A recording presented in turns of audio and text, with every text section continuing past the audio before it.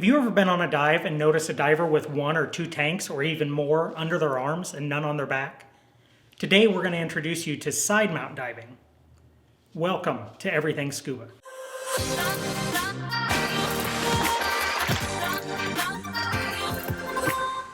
Hey guys, welcome to Everything Scuba. I'm Josh. If you're a new visitor, welcome. Everything Scuba is a channel about everything scuba. We love scuba diving. We're instructors. We'd like to take you on the journey with us. If you're like us, dive into Everything Scuba.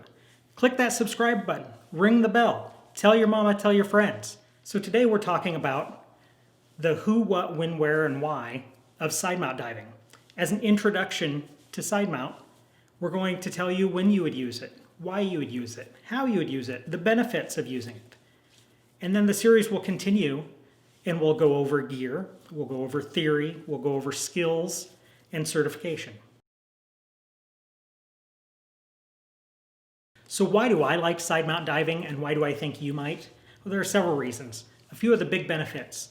It gets you in near perfect trim, or it's much easier to get into that nice horizontal, as we see on the screen behind us, trim. That's going to be less drag. So it's just easier working underwater. It gets you in that nice position. Adaptability. People don't always realize, but I can have a rental aluminum 80 under one arm, my 30 cubic foot aluminum pony bottle under the other, and with maybe a small 1 or 2 pound weight on my belt, I can get balanced and it's very convenient. Another one is accessibility. I can get to my first stage regulator and tank valve very easily if they're in my armpit and I can see what they are doing versus if it's on a manifold behind my back that I can't see. Another one is redundancy. If you haven't seen our series on solo diving, check that out. The link is above. When I use 2 independent side mount tanks, I have complete redundancy. I have 2 separate breathing systems. In the event of a worst case scenario with my buddy or another team member, I can completely give away a tank, regulator, everything to that diver. And lastly, I'm a bit of a gearhead. I like to try out all the different gear that we can get in at the dive shop.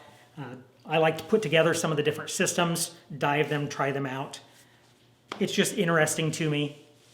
We will have an upcoming episode where we go through some of the different gear, talk about setting up some of the gear and different ways that we can use it. So when would we go side mount diving? You know, whenever we want redundancy or whenever I want redundancy, I'm typically going to go with side mount.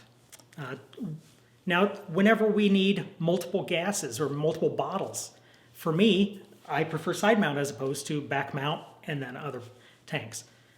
This could be your introduction into technical diving. It's a nice way to start as opposed to back mounted doubles that are heavy to carry. Side mount, you can carry them separately. And this all originated with the cave guys who were trying to go through smaller and smaller areas, and they needed to be able to configure the gear and maybe remove a tank, push it through an obstruction, get through and reassemble. That's much harder if you have manifolded back doubles. You can't take them apart. So where would we use side mount? I like to use side mount nearly everywhere.